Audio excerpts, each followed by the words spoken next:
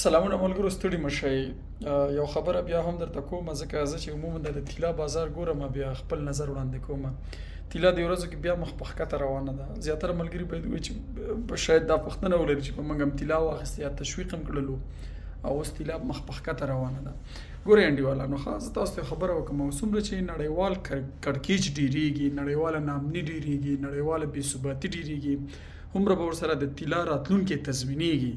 راتلونکی به تضمینېږي، راتلونکی به جالب وي. دې خبرې هدف چې دې خبرې هدف دا دی چې څوک طلا ولري هغه به بختور وي.